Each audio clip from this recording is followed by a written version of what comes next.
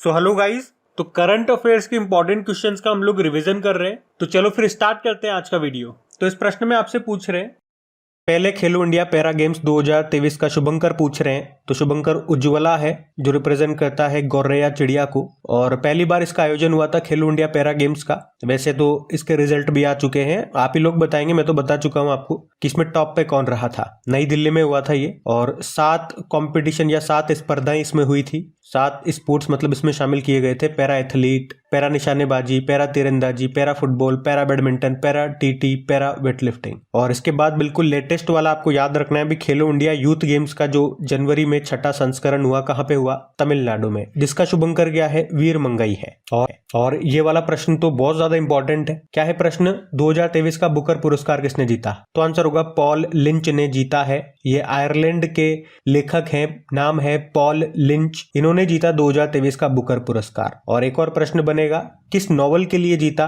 तो इनके नॉवल का नाम है प्रॉफिट सॉन्ग। पिछले वाला 2022 वाला किसने जीता था? वो श्रीलंका के शेहान करुणा तिलिका ने जीता था। और इसी के साथ याद रखना, अभी 2023 का अंतरराष्ट्रीय बुकर पुरस्कार किसने जीता? तो वो बुल्गारिया के लेखक ने जीता, उनका नाम जॉर्जी गॉस्पोडिनोव है, उनके उपन्यास टाइम शेल्टर के लिए। और इनसे पहले 2022 में ये अंतरराष्ट्रीय बुकर पुरस्कार जीतने वाली पहली भारतीय महिला बनी थी कौन? गीतांजलि श्री, उनका उपन्यास था टॉम्ब ऑफ सैंड। तो ये 2-3 नाम मैं आपको बता रहा हूं ना, उतना आप याद रखें, इंपॉर्टेंट क्वेश्चन मार्क करना है इसको। अगला प्रश्न देखते हैं। तो इस प्रश्न में आपसे पूछ रहे हैं, किसने डेविस कप 2023 का खिताब जीता? तो आंसर होगा इसका तो इटली। पहले तो ये ध्यान रखो, डेविस कप का संबंध किससे है? टेनिस से। पुरुषों का टेनिस टूर्नामेंट है ये, और आप जानते हो महिलाओं का टेनिस टूर्नामेंट को क्या कहते हैं? फेड कप, या उसका अभी नाम बदल के बिली जीन किंग कप हो गया है। तो दोनों में आपको बता देता हूं, तो साथ में रिवीजन हो जाएगा आपका। देखो, डेविस कप तो अभी किसने जीत लिया? इटली ने जीत लिया है। और पूछे किसको हरा करके जीता? ऑस्ट्रेलिया को हराया इन्होंने। कहां पे हुआ था? स्पेन में हुआ था। वहीं फेड कप की बात करें, जो कि महिलाओं का टेनिस टूर्नामेंट है, जिसे आप बिली जीन किंग कप कहते हैं, अब इसको अभी जीता है कनाडा ने। किसको हराया? इटली को हराया। तो दोनों में देखो इटली कॉमन हो गया। पुरुषों का जो टेनिस टूर्नामेंट होता है डेविस कप, उसको तो जीता है इटली ने, और महिलाओं वाले में ये उपविजेता रहा है, ये ध्यान रखना। अगला प्रश्न क्या है? मरियम वेबस्टर ने किसे 2023 के लिए वर्ड ऑफ द ईयर चुना? तो आंसर होगा ऑथेंटिक, जिसका मतलब होता है ओरिजिनल। बाकी अभी आर्टिफिशियल इंटेलिजेंस को चुना था कॉलिंस डिक्शनरी ने अपना 2023 का वर्ड ऑफ द ईयर, और हेलुसिनेट को चुना था कैम्ब्रिज डिक्शनरी ने।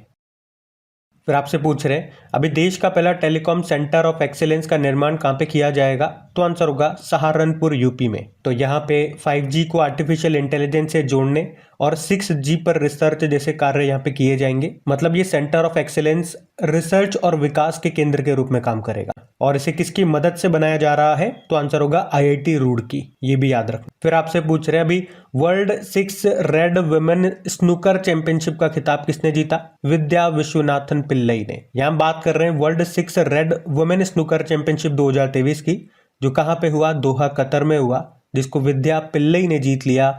अनुपमा रामचंद्रन को हराया है। विद्या पिल्लई ये तमिलनाडु से हैं। और आपको याद होगा, अभी हमने पढ़ा भी था कि पंकज आडवाणी ये 26वीं बार विश्व बिलियर्ड्स चैंपियनशिप का खिताब जीता है इन्होंने, उनका नाम भी याद में रखना। फिर आपसे पूछ रहे, अभी चर्चा में रहे थे अनीश भानवाल, इनका संबंध किस खेल से है? इस तरह के प्रश्न भी आते हैं एग्जाम में, तो इसका तो उत्तर निशानेबाजी होगा। अब इन्होंने भैया ऐसा क्या कर दिया कि इनका नाम चर्चा में आ गया? तो इन्होंने ISSF international shooting sports federation world cup निशानेबाजी चैंपियनशिप में इतिहास रचा। अभी ये चैंपियनशिप नवंबर में हुई थी कतर के दोहा में। वहां पे इन्होंने मेंस 25 रैपिड फायर इवेंट में ब्रोंज मेडल जीत करके इतिहास रच दिया। अब आप कहोगे गोल्ड भी नहीं जीता, सिल्वर भी नहीं जीता, ब्रोंज जीता है, इसमें कौन सी बड़ी बात होगी? बड़ी बात इसलिए हो गई लल्ला, क्योंकि इस टूर्नामेंट में मेडल जीतने वाले ये पहले भारतीय बन गए हैं। तो पहले भारतीय बन गए तो बड़ी बात है, तो नाम ध्यान में रखना। फिर आपसे पूछ रहे, अभी पाकिस्तान के सर्वोच्च सम्मान निशान पाकिस्तान से किसे सम्मानित किया गया? तो आंसर होगा डॉक्टर सैयदना मुफद्दल सैफुद्दीन को। अब ये प्रश्न मैं आपको क्यों करवा रहा हूं? क्योंकि ये जिनको पुरस्कार मिला है ये भारत के ही रहने वाले हैं। मुंबई स्थित दाऊदी बोहरा संप्रदाय के प्रमुख हैं। ये नाम है डॉक्टर सैयदना मुफद्दल सैफुद्दीन। इनको पाकिस्तान का सर्वोच्च नागरिक सम्मान जिसे कहते हैं निशान पाकिस्तान, इससे भी सम्मानित किया गया। अच्छा, वैसे भारत का सर्वोच्च नागरिक सम्मान क्या कहते हैं? उसको भारत रत्न कहते हैं। और वैसे तो मैं आपको ये रिवीजन करवा रहा हूँ 2023 के इंपॉर्टेंट क्वेश्चंस का। इसमें हम ये नवंबर महीना कर रहे हैं अभी। और लेकिन डेली करंट अफेयर्स तो आप देखते होंगे ना, वहां पे अभी हमने पढ़ा था कि इस बार भारत रत्न के लिए चुना गया है किन्हें, 2019 के बाद अब दिया जाएगा। आप बताओ, हिंट मैं आपको दे देता हूँ, वैसे जरूरत नहीं, आप सबको पता होगा। बिहार के पूर्व मुख्यमंत्री रहे हैं वो, नाम बताओ क्या नाम है उनका। वैसे ये ऑप्शन भी इंपॉर्टेंट है। नरगिस मोहम्मदी, ईरानी महिला है, शांति का नोबेल पुरस्कार मिला 2023 के लिए। जीना महसा अमीनी की बात करेंगे, ये भी ईरानी महिला है, यूरोपीय संघ का सखारोव पुरस्कार 2023 इन्होंने जीता। और नजमा अख्तर की बात करें तो शिक्षा के क्षेत्र में लाइफ टाइम अचीवमेंट अवार्ड इनको मिला है। नजमा अख्तर कौन है भाई? जामिया मिलिया इस्लामिया यूनिवर्सिटी के वाइस चांसलर है, ध्यान रखना ये। अगला प्रश्न क्या है? एसोचैम के द्वारा best employer in diversity and inclusion award से किसे सम्मानित किया गया? तो आंसर होगा RECL यानी कि रूरल इलेक्ट्रिफिकेशन कॉर्पोरेशन लिमिटेड। तो एसोचैम ये क्या है? ये भारत में कॉमर्स एंड ट्रेड यूनियन की एक संस्था है, एक संगठन है, और अभी इसी ने ये अवार्ड दिया है RECL कंपनी को। आपको याद होगा ये कंपनी आपने जरूर पढ़ी होगी, ये भारत की एक महारत्न कंपनी है। देखो एसोचैम की बात करते हैं, फुल फॉर्म मैंने आपको बताई, associated chambers of commerce and industry of India. स्थापना 1927 में होती है, प्रेसिडेंट है अजय सिंह, ध्यान रखना ये। अगला प्रश्न देखते हैं। अगले प्रश्न में पूछ रहे हैं बाली जात्रा महोत्सव ये कहाँ पे मनाया गया? तो आंसर होगा उड़ीसा में। तो याद रखना उड़ीसा के कटक में ये बाली जात्रा महोत्सव का आयोजन किया गया। आप कह सकते हो ये एशिया का सबसे बड़ा खुला व्यापार मेला है, ओपन ट्रेड फेयर है, याद रखना ये, जो 8 दिनों तक मनाया जाता है। अगला प्रश्न देखते हैं। चलो फिर आपसे पूछ रहे हैं, अभी हाल ही में जारी की गई basic animal husbandry statistic 2023 report के अनुसार भारत का सबसे बड़ा दुग्ध उत्पादन करने वाला राज्य कौन सा है? तो आंसर होगा उत्तर प्रदेश है। और इस रिपोर्ट को जारी किसने किया? हमारे जो कृषि व पशुपालन मंत्री हैं पुरुषोत्तम रुपाला ने। तो इस रिपोर्ट के अनुसार भारत में सबसे ज्यादा दुग्ध उत्पादन करने वाला राज्य उत्तर प्रदेश बताया गया। वैसे इस रिपोर्ट में दूध हो गया, अंडा, मांस और ऊन उत्पादन वाले राज्यों के बारे में बताया गया, उनकी रैंकिंग की गई। मैं आपको सारा बता देता हूँ।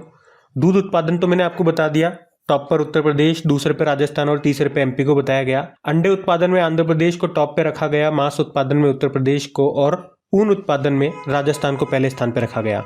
शीट मैंने आपके सामने लगा दी है, आप देख सकते हैं। हम अगला प्रश्न देखते हैं। फिर आपसे पूछ रहे हैं Pranab my father daughter remembers नाम की बुक को किसने लिखा?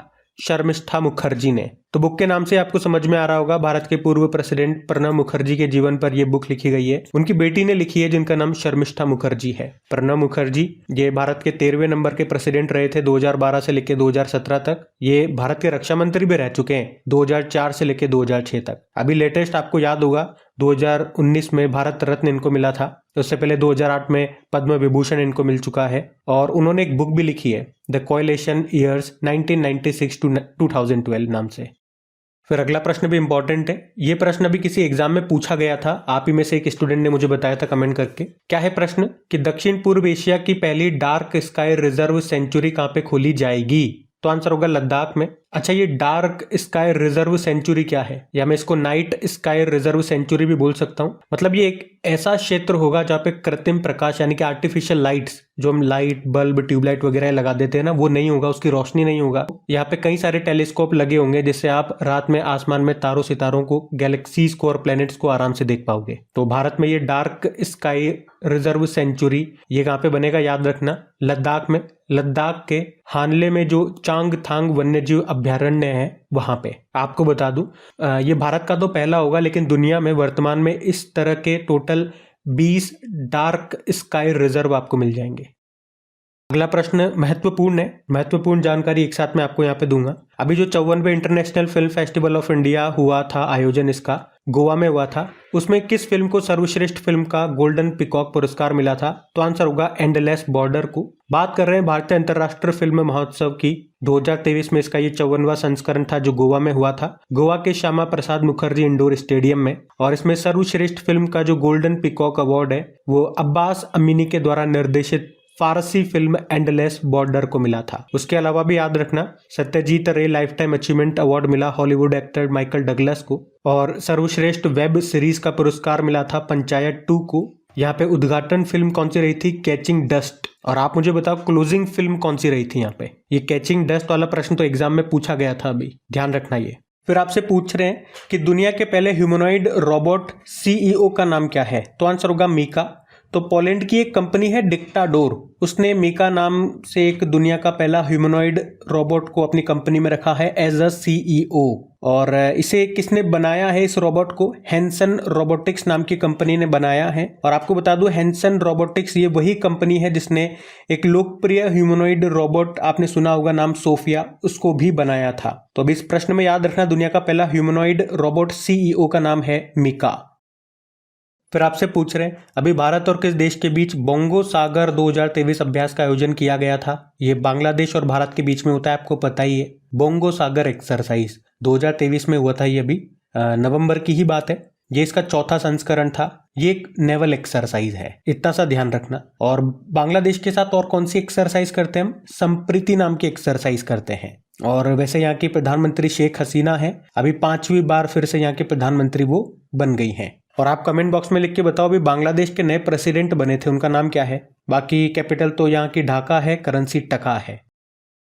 फिर आपसे पूछ रहे हैं, ये अच्छा प्रश्न भी है, किस भारतीय खिलाड़ी को आईसीसी हॉल ऑफ फेम में शामिल किया गया? तो आंसर होगा वीरेंद्र सहवाग को। एक्चुअली में अभी आईसीसी हॉल ऑफ फेम की घोषणा की गई जिसमें 3 खिलाड़ियों को शामिल किया गया और इन 3 में से 2 पूर्व भारतीय खिलाड़ी हैं। एक तो वीरेंद्र सहवाग मैंने आपको बता दिया, और एक भारतीय महिला क्रिकेट टीम की पूर्व कप्तान है जिनका नाम है डायना एडुल्जी। और तीसरे खिलाड़ी श्रीलंका के हैं, श्रीलंका के, जिनका नाम है अरविंदा डे सिल्वा। और ये डायना एडुल्जी का नाम हमारे लिए इंपॉर्टेंट ज़्यादा रहेगा क्योंकि वे हॉल ऑफ फेम में शामिल होने वाली पहली भारतीय महिला खिलाड़ी हैं। वैसे तो इंडिया से अभी तक 9 खिलाड़ियों को हॉल ऑफ फेम में शामिल किया जा चुका है, लेकिन महिलाओं में ये एक ही है, भारतीय महिलाओं में, बाकी सारे पुरुष हैं। तो वैसे अब बात करें कि आईसीसी के हॉल ऑफ फेम की लिस्ट में टोटल कितने खिलाड़ी शामिल हो चुके हैं, वैसे तो टोटल पूरे विश्व भर में 112 खिलाड़ी शामिल हो चुके हैं, जिसमें से 110वें नंबर के डे सिल्वा हैं, 111वें एडुल्जी हैं और 112वें वीरेंद्र सहवाग हैं। वैसे भी आईसीसी ने श्रीलंका क्रिकेट बोर्ड को बैन भी कर दिया था। फिर अगला प्रश्न देखो, अभी किसने 2023 का बिली जीन किंग कप का खिताब जीता? तो आंसर होगा कनाडा। पहला प्रश्न तो यही आ जाएगा, बिली जीन किंग कप का संबंध किससे है? टेनिस से है। ये महिलाओं का टेनिस टूर्नामेंट है और आपको याद हो तो पहले इसे फेड कप के नाम से जाना जाता था। और इसी तरह से डेविस कप भी आपको जरूर याद रखना है, ये पुरुषों का टेनिस टूर्नामेंट है। आप लोग बताएं कमेंट बॉक्स में अभी डेविस कप का खिताब किसने जीता, किसे हरा करके जीता? बाकी बिली जीन किंग कप की हमने बात करी है तो इसको कनाडा ने जीता है। और इसमें कनाडा ने किसे हराया या उप विजेता कौन रहा? तो इटली रहा।